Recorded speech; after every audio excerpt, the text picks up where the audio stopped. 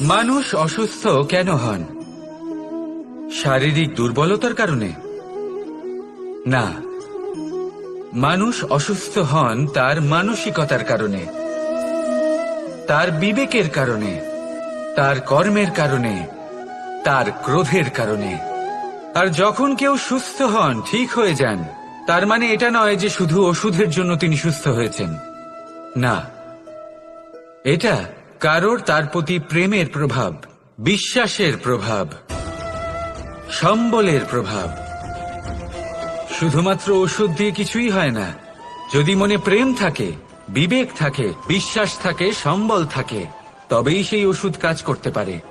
তাই মনে রাখবেন, এই জীবন হলো অত্যন্ত ছোট। মনে প্রেম ভাব রাখুন, মিত্রতা করুন, শত্রুতা নয়। ভালোবাসুন, বিদ্বেষ নয়। আর এই ভালোবাসার সাথেই বলুন রাধা রাধা। মানুষ নিজের জীবনে ঈশ্বরকে খুব মান্য করে, ওনার জন্য কি না করে। ভিন্ন ভিন্ন নামে তাকে স্মরণ করে, তাকে পুজো করে, তার আরাধনা করে। সে জানে যে ঈশ্বর তাকে শক্তি অবশ্যই দেবেন, তাকে সাহায্য অবশ্যই করবেন। কিন্তু যখন প্রশ্ন আসে গুরু এবং ঈশ্বরের, তখন গুরুর মান কখনো কম হওয়া উচিত নয়। কারণ সত্যি বলতে কি, গুরুই হলেন সেই সিঁড়ি যা বেয়ে আপনি ঈশ্বরের কাছে পৌঁছানোর পথ খুঁজে পাবেন। সেই পথ আপনি গুরুর থেকেই পাবেন। গুরু না থাকলে আপনি কখনো ঈশ্বর লাভ করতেই পারবেন না। আর জীবনে অনেক সময় লক্ষ্যের থেকেও অনেক বেশি গুরুত্বপূর্ণ হলো পথ। তাই এই পথের সম্মান করতে শিখুন, অর্থাৎ গুরুকে সম্মান করতে শিখুন। কারণ গুরুই হলেন পরমেশ্বর। তাহলে আসুন আর আমার সাথে ভালোবেসে বলুন রাধা রাধা। অহংকার অত্যন্ত বলশালী হয়। এই অহংকার মানুষকে কখনো নত হতে দেয় না। অদ্ভুত ব্যাপার, এই অহংকার যা মানুষকে কখনো নত হতে দেয় না, সেটাই তার পতনের কারণও হয়ে দাঁড়ায়। যেখানে মানুষ এটা ভাবতে শুরু করে যে শুধুমাত্র সেই যোগ্য, সেখান থেকেই তার পতরাধা। মানুষ এক অত্যন্ত বিচিত্র প্রাণী। পরিকল্পনা করে, ষড়যন্ত্র করে, প্রচেষ্টা করে কিনা। দেখুন, যদি কোনো মানুষ এটা ভাবে যে আমি সব কিছু করতে পারি, তাহলে তা হলো বিশ্বাস। কিন্তু যদি সে এটা ভাবতে থাকে যে শুধুমাত্র আমি এই কাজ করতে পারি, তাহলে তা হলো সেই ব্যক্তির অহংকার। আর এটা আপনাকে বিনাশের দিকে অবশ্যই নিয়ে যাবে। মনে রাখবেন, যখন আমি আর শুধুমাত্র এই দুই এক হয়ে যায়, সেখান থেকে আপনার পতনের সূত্রপাত হবেই। তাই আপনি কখনোই এই অহংকারের চক্রব্যূহে ফেঁসে যাবেন না। বিশ্বাস রাখুন নিজের ওপর এবং অন্যের ওপরও। আর মনে রাখবেন, বিশ্বাসের মধ্যে বিশ্বের প্রত্যেকটা বস্তু বসবাস করে। তাই এই অহংকারকে ত্যাগ করে ফেলুন আর আত্মবিশ্বাসের ওপর মনোসংযোগ করুন। আর আমার সাথে ভালোবেসে বলুন রাধা রাধা। জীবনে এমন কিছু কাজ রয়েছে যা আপনাকে একাই করতে হয়, আর এমন কিছু কাজ রয়েছে যা আপনাকে একসাথে মিলে করতে হয়, একজোট হয়ে, সঙ্গবদ্ধ হয়ে। এবার সঙ্গবদ্ধ বলতে কি বোঝাতে চাইছি? আমি তাদের কথা বলছি না যারা বাস্তবিকভাবে একে অপরের সাথে কাজ করেন। আমি তাদের কথা বলছি যারা একে অপরের থেকে দূরে থেকেও একে অপরকে বিশ্বাস করেন। আমি আগেও বলেছিলাম, সমস্ত বিশ্বের আশা বিশ্বাসেই বসবাস করে, তাই না? তাই যেখানে সমস্ত বিশ্ব আছে, সমস্ত সংসার আছে, সেইখানেই বিশ্বাস রয়েছে। তাই আপনার আশেপাশে এমন দল সঙ্গবদ্ধ করুন যাদের আপনার উপর বিশ্বাস আছে আর যাদেরকে আপনি বিশ্বাস করতে পারেন। তাহলে আসুন আর আমার সাথে ভালোবেসে বলুন রাধা রাধা। মানুষ এক অত্যন্ত বিচিত্র প্রাণী। পরিকল্পনা করে, ষড়যন্ত্র করে, প্রচেষ্টা করে, কাউকে পরাজিত করার চেষ্টাও করে। সাপকে একটা দড়ি মনে করে হাতে চেপে ধরার চেষ্টা করে, কিন্তু একটা কথা বুঝতেই পারে না, সময়ের এই সাপ, এটা হাতে চেপে ধরাই যায় না। আর আপনি যা করবেন তা আবার ফিরে আসবে আপনারই সামনে। দেখুন, এতে কিছুই যায় আসে না যে আপনি কুম্ভকারের পুত্র নাকি কৃষ্ণের পুত্র। যদি আপনি অনুচিত কর্ম করেন তাহলে আপনার সাথেও অনুচিতই হবে, অশুভ কর্ম করলে আপনার সাথেও অশুভই হবে। কুরু বংশ অত্যন্ত মহান বংশ ছিল। এই কুরু বংশ কি হলো তার সাথে? একটা গোটা বংশ বয়ে গেল, কারণ ওনাদের উদ্দেশ্য অশুভ ছিল। অন্যদিকে 5 জন বনবাসী পাণ্ডব মহাভারত বিজয়ী হলেন, কারণ তাদের উদ্দেশ্য শুভ ছিল। তাই মনে রাখবেন, শুভ অগ্নি প্রজ্বলিত করবেন, শুভ তাপ সঞ্চার হবে। অশুভ অগ্নি প্রজ্বলিত করবেন, নরকেই জ্বলতে হবে। তাহলে আসুন আর আমার সাথে ভালোবেসে বলুন, রাধা রাধা। আমরা যে মানুষকে চাই, যাকে আমরা ভালোবাসি, তাকে একটা উপহার অবশ্যই দিতে চাই। এমন এক উপহার যা ওনার ভালো লাগবে, যা শ্রেষ্ঠ হবে, অতি প্রিয় হবে, বহুমূল্য হবে, বা বলতে পারেন মূল্যবান হবে। তাই আমরা কি করি? আমরা বাজারে যাই, তার জন্য স্বর্ণ, আভূষণ, হিরে, মুক্ত এইসব নিয়ে আসি।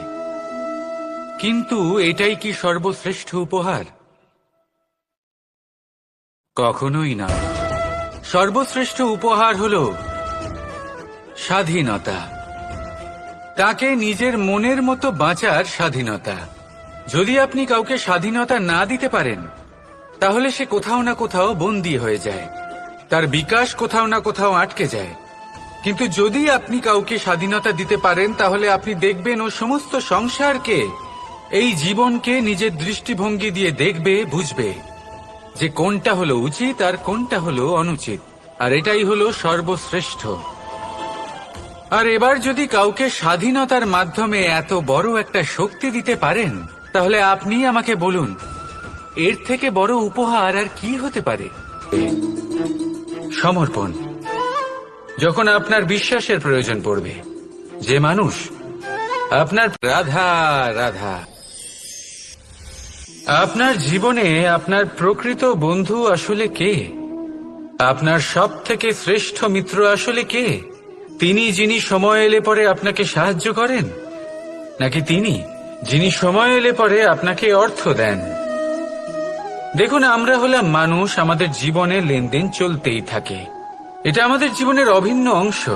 কিন্তু অনেক সময় এমন হয় যে আমরা তাকেই নিজের প্রকৃত বন্ধু বলে মনে করি, যিনি আমাদের একটা বহুমূল্য উপহার দেন, ঠিক কিনা? এবার আপনার জীবনে সেই বহুমূল্য উপহার কোনটা, ওই অমূল্য মিত্র আসলে কে, সেই সিদ্ধান্ত হলো আপনার। কিন্তু যদি আপনি আমাকে জিজ্ঞেস করেন, তাহলে আমার মতে স্বর্ণ, হিরে, মুক্ত, ধন এগুলো বহুমূল্য নয়।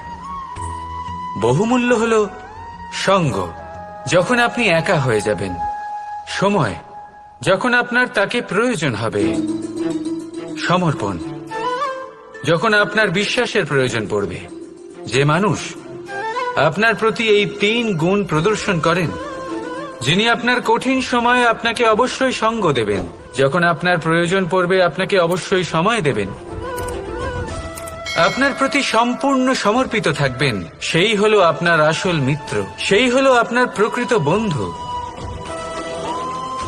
কারণ সত্যি বললে, বন্ধুত্বের অর্থই হলো নিজেকে সম্পূর্ণরূপে কারোর কাছে সমর্পণ করে দেওয়া। তাই আপনার সেই বন্ধুর জন্য নিজের প্রাণ উজাড় করে দিন, আর ভালোবেসে বলুন, রাধা রাধা। শক্তি এক অত্যন্ত বিচিত্র বস্তু, বা বলতে পারেন অনুভূতি।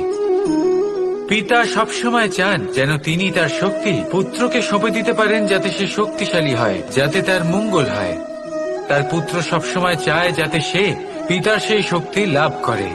কিন্তু সেই শক্তি লাভ করার জন্য পুত্র হওয়া যথেষ্ট নয়, যোগ্য পাত্র হতে হয়। আসুন আপনাকে সহজে বোঝাই। যদি আপনি সুপাত্র হন আর আপনাকে শক্তি দেওয়া হয়, তাহলে আপনি সেই শক্তির গুরুত্ব বুঝবেন। কোথায় সেই শক্তি প্রয়োগ করা উচিত সেটা বুঝবেন।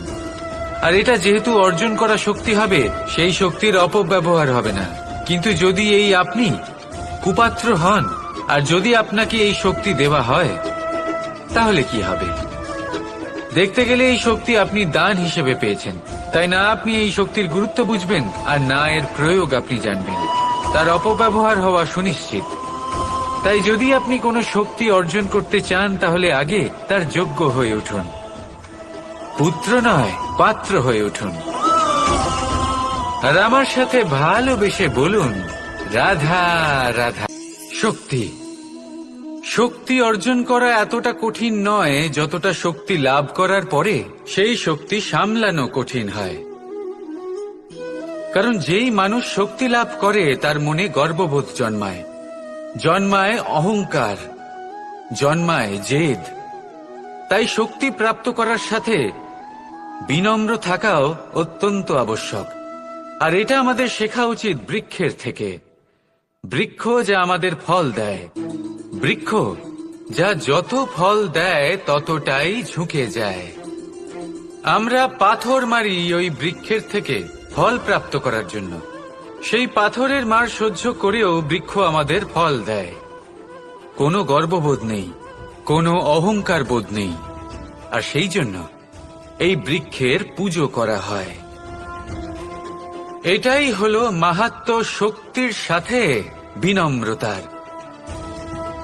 যদি এই শক্তি সৃজন করে থাকে, সাহায্য করে থাকে, সম্বল হয়ে থাকে, তবেই সেই শক্তি উপযুক্ত। আর নয়তো সেই শক্তি একদিন আপনাকে আসক্ত অবশ্যই করবে। তাহলে শক্তি অবশ্যই অর্জন করুন, কিন্তু তার সাথে সেই শক্তি সামলানোর মতো বিবেকও আপনাকে অবশ্যই জাগ্রত করতে হবে। তাহলে আসুন আমার সাথে ভালোবেসে বলুন, রাধা রাধা। কথায় আছে, প্রত্যেক পুত্র তার পিতার প্রতিচ্ছবি হয়, আর সমস্ত প্রতিচ্ছবি চায় যেন সে তার অস্তিত্ব প্রাপ্ত করতে পারে। পুত্র চায় সে যেন তার পিতার মতো হয়, বা কখনো কখনো তার থেকেও শ্রেষ্ঠ হয়। সেটা কোনো অনুচিত ব্যাপার নয়। অনুচিত তখন হয় যখন পুত্র নিজের পিতার মতো হবার স্বপ্ন পূরণ করতে গিয়ে বা তার থেকেও শ্রেষ্ঠ হওয়ার স্বপ্ন পূরণে অনুচিত পথের আশ্রয় নেয়। এটাই হলো মাহাত্ম্য শক্তির সাথে বিনম্রতার। সম্পর্ক অত্যন্ত মধুর হয়ে থাকে। পিতা স্বপ্ন দেখেন, তাকে পূর্ণ করার সকল সম্ভাব্য চেষ্টা করেন, কিন্তু তাও অনেক সময় ওনার স্বপ্ন অপূর্ণ থেকে যায়। তখন পিতা ভাবেন যে স্বপ্ন উনি পূর্ণ করতে পারেননি, ওনার সন্তান তা অবশ্যই পূরণ করবে। যে স্থানে উনি কখনো পৌঁছতে পারেননি, সেই স্থানে ওনার পুত্র অবশ্যই পৌঁছবে। পিতা নিজের সন্তানের ভবিষ্যৎ নিয়ে সেই স্বপ্ন দেখেন, আর যখন সেই সন্তান সামনে এগোতে থাকে তখন তার দুঃখ হয় না, বরং গর্ব হয়। ওনার ভালো লাগে এটা দেখে যে ওনার সন্তান অনেক উন্নতি করছে। কিন্তু যখন সন্তান নিজের অভিভাবকের শক্তি দেখে, তার যশ দেখে হিংসা করতে থাকে, সমস্যা সেইখানেই শুরু হয়। সেই জন্য সকল সন্তানকে এটা মনে রাখতে হবে, দেখুন, পুত্র হবার সুবাদে, এক সন্তান হবার সুবাদে এটা হলো আপনার অধিকার যে আপনি আপনার পিতার থেকে বেশি উন্নতি করবেন। আপনার পিতাও এটাই চান, কিন্তু সুস্থভাবে এটা করুন। একটা রেখা টেনে নিন যাতে আপনি তাতে এগোতে পারেন আর আপনার পিতার তাতে গর্ববোধ হয়, আর সেই বিষয়ে দুঃখ না হয় যে আমার সন্তান আমাকেই ছোট করার চেষ্টা করছে।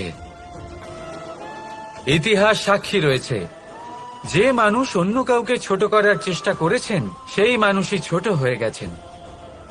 আর আমার মনে হয় না আপনি এটা চান, কারণ কোনো একদিন আপনিও কারোর পিতা হবেন। আসুন আমার সাথে ভালোবেসে বলুন, রাধা রাধা।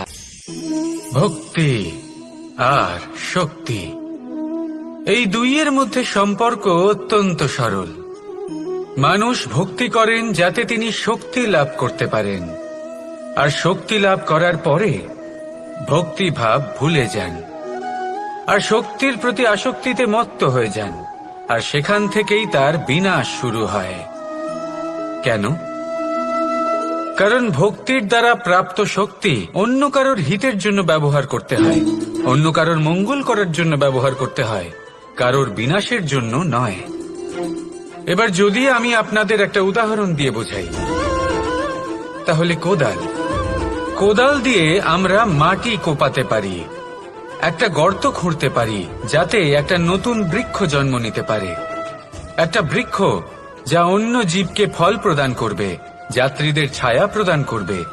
তাই আমরা কি করি? আমরা বাজারে যাই, তার জন্য স্বর্ণ, আভূষণ, হিরে, মুক্ত এইসব নিয়ে আসি।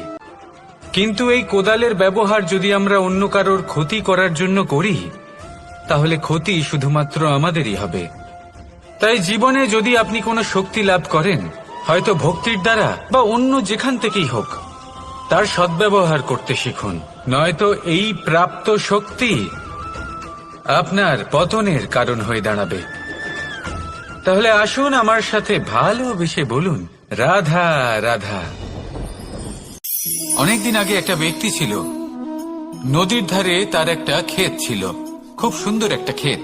পরিশ্রম করে সেখানে সে ফসল উৎপাদন করলো। একদিন বন্যা হলো আর সমস্ত ফসল বয়ে নিয়ে গেল। প্রতি বছর বন্যা হতো আর বারবার ওর ফসল বয়ে নিয়ে যেত। সে ব্যক্তি খুব দুঃখী হয়ে পড়ল। সে ভাবল, কেন বারবার আমার সাথে এরকম হয়? তখন একজন ওকে বোঝালো যে প্রতি বছর যখন এই বন্যা আসে, তখন সে তোমার ক্ষেত উর্বর মৃত্তিকা দ্বারা পুষ্ট করে তোলে। তখন সেই ব্যক্তি বুঝতে পারল যে প্রকৃতি ওকে কত বড় একটা উপহার দিয়েছে। প্রতি বছর বন্যা শেষ হওয়ার পরে সে ফসল উৎপাদন করত এবং তাতে 10 গুণ বেশি ফসল হতো। এই সংসারে যতক্ষণ না বৃষ্টির ফোঁটা মাটিতে পড়ছে, ফসল কিভাবে উৎপন্ন হবে? যতক্ষণ না এই সোনা তীব্র আগুনে উত্তপ্ত হচ্ছে, ততক্ষণ সে কুন্দন কি করে হয়ে উঠবে?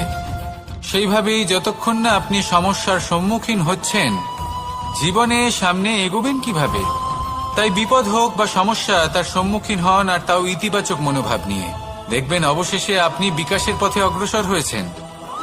আসুন আমার সাথে ভালোবেসে বলুন, রাধা রাধা। এটা কোনো এক সময়ের কথা। একটি শেয়াল ভুলবশত একটি নগরীতে প্রবেশ করে এবং সে সেখানে হঠাৎ ধোপাদের পাড়ায় প্রবেশ করে। নীল রং গোলা জলে পড়ে যায়।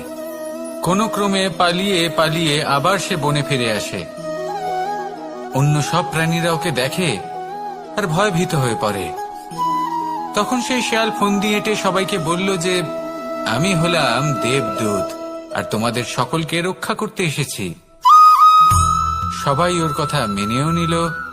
প্রত্যেক দিন ওকে ধনধান্য খাবার এইসব প্রদান করতে লাগলো।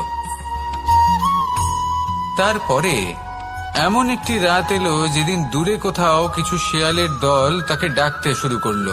আর তখন এই শেয়াল নিজেকে আটকেই রাখতে পারল না। সেও ঠিক শেয়ালের মতোই ডাকতে শুরু করলো। সকলে সেটা শুনতেও পেলেন এবং সকলে এটা বুঝতেও পেরে গেলেন যে এ হলো একটা ভণ্ড। সেই জন্য জীবনে কখনো ছলনা করবেন না। তাকে আপনি যতই লুকোনোর চেষ্টা করুন না কেন, সেটা অবশ্যই একদিন সামনে চলে আসবে।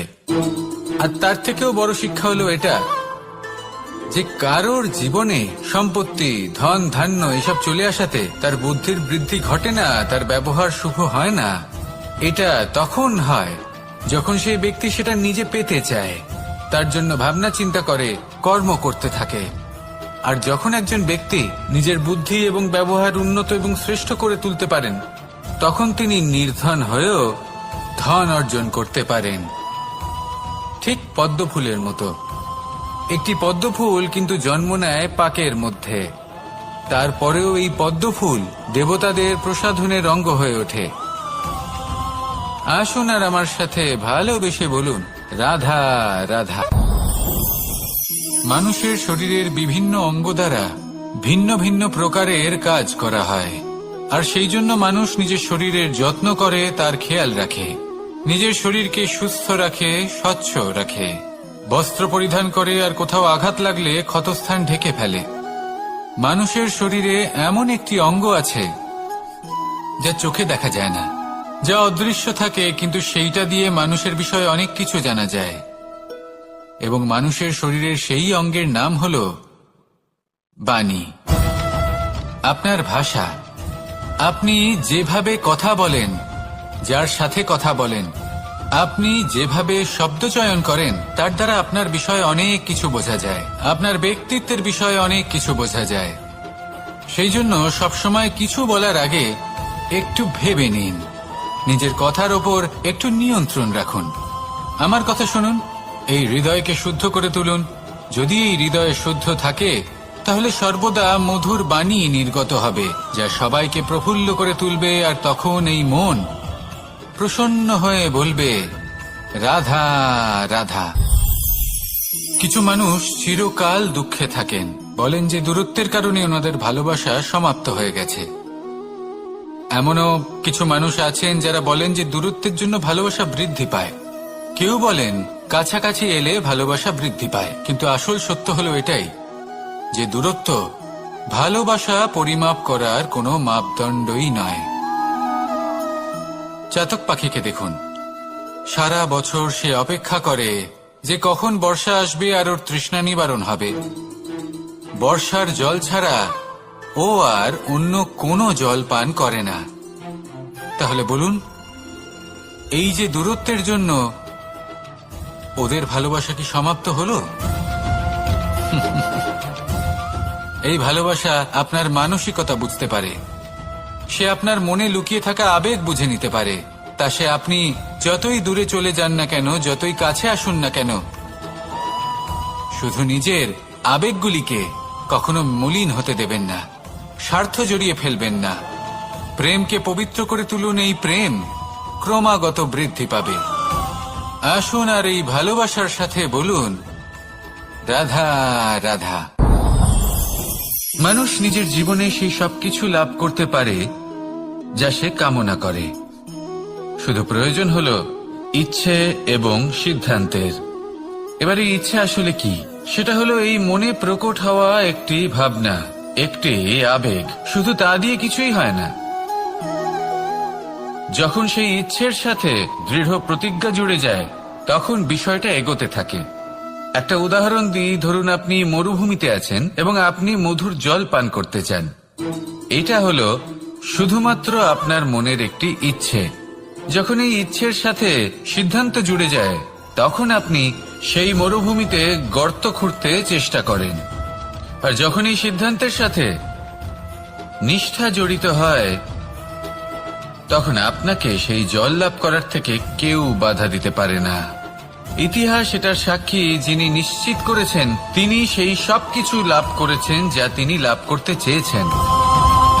সেই জন্য ইচ্ছে থাকা খুব দরকার, কিন্তু তাকে সিদ্ধান্তের সাথে জুড়ে নিন, সিদ্ধান্তকে নিশ্চিত করে ফেলুন, সবকিছু লাভ করবেন। আর তখন এই মন প্রসন্ন হয়ে বলবে, রাধা রাধা। এই সংসারে কোনো বস্তু হোক বা ব্যক্তি হোক, তার একার গুরুত্ব কিন্তু খুব বেশি নয়। একটা উদাহরণ হিসেবে বৃষ্টির ফোঁটাকে ভেবে দেখুন। যদি একটি বৃষ্টির ফোঁটা হয় তাহলে তার খুব বেশি গুরুত্ব থাকে না, কিন্তু যখন সহস্র বৃষ্টির ফোঁটা মেঘের মধ্যে দিয়ে ঝরে পড়ে, তখন সেটা বর্ষার রূপ ধারণ করে। সেই বর্ষা যা এই প্রকৃতিকে শান্ত করে। সেইভাবেই পাথরের ছোট টুকরো, তার খুব বেশি গুরুত্ব থাকে না, কিন্তু যখন অসংখ্য পাথরের টুকরো একত্রিত হয় তখন তা পর্বতের আকার ধারণ করে। সেইভাবেই কিছু মানুষ যখন একত্রিত হন তখন তৈরি হয় পরিবার, কিছু পরিবার যখন একত্রিত হয় তখন তৈরি হয় সমাজ, যখন অনেক সংখ্যক সমাজ একত্রিত হয় তখন তৈরি হয় রাজ্য। এবার এই রাজ্যের সব থেকে গুরুত্বপূর্ণ ব্যক্তি হতে পারেন রাজা, কিন্তু তাও সেই রাজা একা কিছু করতে পারেন না। যুদ্ধ লড়ার সময় তারও নিজের সৈন্যদলকে প্রয়োজন পড়ে। কিন্তু এই সংসারে এমন একজন ব্যক্তি আছেন যিনি একাই সব কাজ করতে থাকেন, এবং সেই ব্যক্তি হলেন মা। আমাদের জীবনে একজন পিতার ভূমিকা কিন্তু নিঃসন্দেহে অমূল্য, কিন্তু আমাদের সকলের জীবনে যে ভূমিকা একজন মায়ের তা অন্য কারোর থাকে না। একজন মা একাই সন্তানকে বড় করতে পারেন, সংস্কারী করে তুলতে পারেন, তার জন্য পরিশ্রম করেন। আর এত কিছু কাজ করার পরেও তার কাজের জন্য তিনি প্রশংসা অবশ্য পান না। উল্টে যদি সেই সন্তান অনুচিত পথে চালিত হয়, অনুচিত কর্ম করে, তখন সেই মাকেই অপবাদের পাত্র হয়ে উঠতে হয়। আমাদের জীবনে মায়ের যোগদান কতটা সেটা বুঝুন। আপনাকে বড় করে তোলার জন্য উনি কতটা পরিশ্রম করেছেন সেটা বুঝুন। আজ থেকে, এখন থেকে, এই মুহূর্ত থেকে মাকে সম্মান করতে শিখুন। যখন সময় পাবেন, যখন সুযোগ হবে, তখন তার প্রশংসা করুন। ওনারও ভালো লাগবে। আর মায়ের এই মমতার জন্য, তার এই ভূমিকার জন্য আসুন সবাই মিলে আমরা তাকে প্রণাম করি, আর সকলে মিলে ভালোবেসে বলি, রাধা রাধা। মানুষ নিজের জীবনে অনেক বস্তু, অনেক ব্যক্তিকে অনাদর করে থাকে, ভাবে যে ওর কোনো মূল্যই নেই, এটা তো কোনো কাজেই লাগবে না। এবার ভাবুন যে আপনি কোনো পথে হাঁটছেন আর আপনার পায়ে একটা কাঁটা ফুটে গেল। তখন আপনি যাই করুন না কেন, তলোয়ার দিয়ে আপনি সেই কাঁটা বের করতে পারবেন না। তার জন্য আপনার দরকার পড়বে একটি সূচের। সেই জন্য এই সংসারে যে কেউই ছোট বা বড় হন না, সকলের নিজের মূল্য আছে। দেখুন, যদি কথা বলা হয় জল নিয়ে, জল যদি দূষিত হয় তাহলে তা আমরা গ্রহণ করতে পারবো না, পান করতে পারবো না। কিন্তু যদি হঠাৎ করে কোথাও আগুন লেগে যায়, সবকিছু ভস্ম হতে শুরু করে, তাহলে সেই জল কিন্তু সেই আগুন নিভিয়ে দিতে পারে। এই পুরো খেলাটাই হলো দৃষ্টিভঙ্গির, মানসিকতার। আপনার মানসিকতা যদি শুভ হয়, তাহলে সেটাই শুভ সত্য হয়ে আপনার সামনে আসবে। এই সংসারে বস্তু হোক বা ব্যক্তি হোক, তাতে খুঁত ধরা বন্ধ করে দিন, আর তার কি কি গুণ রয়েছে সেটা খুঁজে বের করতে শুরু করুন। জীবন সরল হয়ে যাবে এবং এই মন প্রসন্ন হয়ে বলবে, রাধা রাধা। বড়ই অদ্ভুত ব্যাপার। একটি পাথরের প্রতিমা যখন মন্দিরে স্থাপিত হয়, তখন তা আমাদের কাছে ভগবান সম হয়ে দাঁড়ায়। কিন্তু যখন একজন জীবিত মানুষ মন্দিরে গিয়ে থাকেন, তখন তার শরীর, মন, আত্মা সেই সব পাথর সম হয়ে দাঁড়ায়। কিন্তু এমনটা আমি ঠিক কেন বললাম ভেবে দেখুন।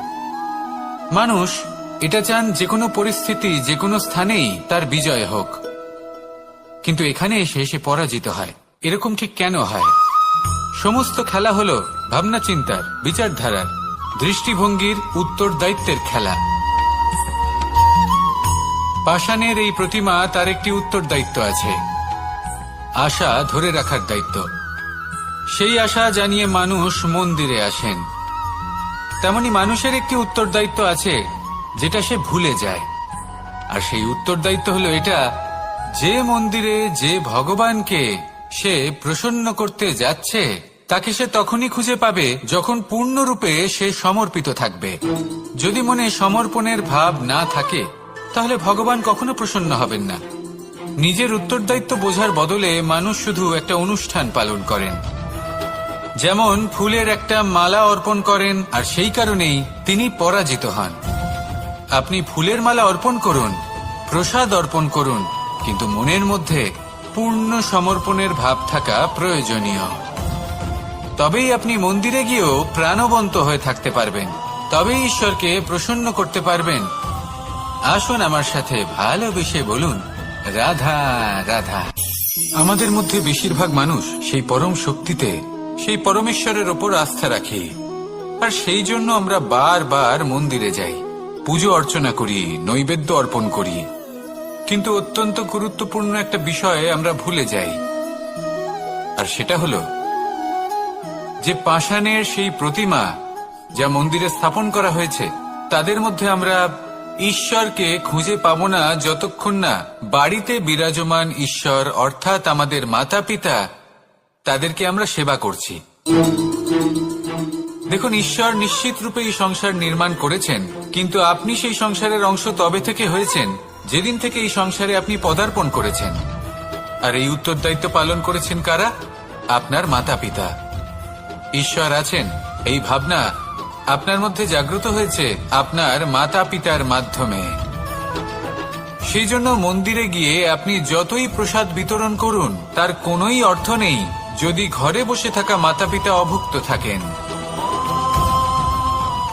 মন্দিরে গিয়ে পরমেশ্বরকে প্রসন্ন করার পূর্বে ঘরে বিরাজমান ঈশ্বর মানে আপনার মাতা পিতা, তাদের সেবা করুন, তাদের প্রসন্ন করুন। ঈশ্বর নিজে থেকেই প্রসন্ন হয়ে যাবেন। আসুন আমার সাথে ভালোবেসে বলুন, রাধা রাধা। প্রেম 2.5 অক্ষর, মাত্র 2.5 অক্ষরের এই শব্দ প্রেম, এর মধ্যে ত্রিলোকের এবং সমগ্র ব্রহ্মাণ্ডের বীজ নিহিত আছে। এমন কি আছে যা এই প্রেম করতে পারে না? যেখানে শক্তি এবং বিদ্যা প্রয়োগ করে আপনি কিছুই করতে পারবেন না, সেটাও প্রেম দ্বারা অর্জন করা সম্ভব। প্রেম চাইলে পাথরেও ফুল ফোটাতে পারে। প্রেম চাইলে ন্যাড়া পাহাড়ের বুক চিরে নদীপথ তৈরি করতে পারে। চাইলে নিরক্ষর ব্যক্তিকে সংসারের শ্রেষ্ঠ জ্ঞানী করে তুলতে পারে। শুধুমাত্র এই প্রেমের জন্য সবার দুষ্টু কানাই ঘনশ্যাম হয়ে উঠেছিল। শুধুমাত্র এই প্রেমের টানেই ত্রিলোকের স্বামী দ্বারকাধীশ নির্ধন সুদামার পদসেবাও করেছিলেন। এই প্রেম হলো সংসারের সবথেকে বড় শক্তি। এই সংসারের আধার হলো প্রেম। এমন কিচ্ছু নেই যা এই প্রেমের পক্ষে সম্ভব নয়। যেখানে বিদ্যা এবং শক্তি সাহায্য করতে পারে না, সেখানে এই প্রেম আপনাকে জয়ী করে দিতে পারে। তাহলে আসুন আর আমার সাথে ভালোবেসে বলুন, রাধা রাধা। সমুদ্র মন্থনের সময় 2 ধরনের রত্ন লাভ করা হয়েছিল। প্রথম হলাহল, যার প্রভাব থেকে এই সমস্ত সংসারের জীবের প্রাণ বাঁচানোর জন্য মহাদেব তাকে নিজের কণ্ঠে ধারণ করে নিয়েছিলেন। আর দ্বিতীয় অমৃত, যেটা কিঞ্চিত পরিমাণ মাত্রায় পাওয়া গেছিল। কখনো কখনো জীবনে এমন কোন বস্তু যা আপনি প্রয়োজনের থেকেও অনেক বেশি মাত্রায় ভোগের জন্য লাভ করে থাকেন, তা আপনার জন্য বিষ প্রমাণিত হতে পারে।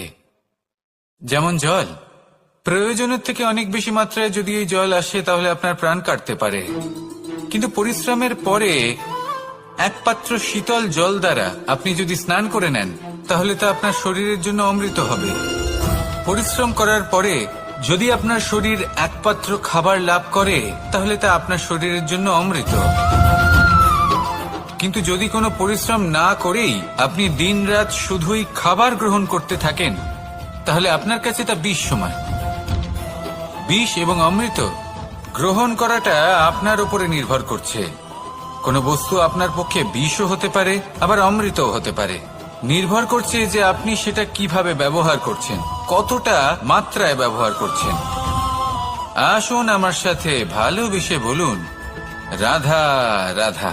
হয়তো আপনার মনে কখনো এই প্রশ্ন আসতে পারে যে ইমারত কেন নির্মাণ করা হয়, কেন উৎসব পালন করা হয়, কেন মানুষ নিজেদের জন্মদিন পালন করেন, কেন দোল, বিজয়া দশমী, রাখি, দীপাবলির মতো উৎসব পালন করা হয়। যদি এগুলো পালন না করা হয় তাতে কি যায় আসে? যদি এই দোল উৎসব পালন না করা হয়, তাহলে কি এই সংসার ভুলে যাবে যে নারায়ণের প্রতি ভক্তির কারণে ভক্ত প্রহ্লাদকে অগ্নি স্পর্শও করতে পারেনি? যদি বিজয়া দশমী পালন না করা হয়, তাহলে কি এই সংসার ভুলে যাবে যে এই দিনে শ্রীরাম রাবণকে বধ করেছিলেন? যদি আমরা দীপাবলির এই উৎসব পালন না করি, তাহলে কি এই সংসার এটা ভুলে যাবে যে অযোধ্যাতে অমাবস্যার এমন এক রাত এসেছিল যে রাত্রে অযোধ্যা পূর্ণিমার থেকে বেশি উজ্জ্বল হয়ে উঠেছিল?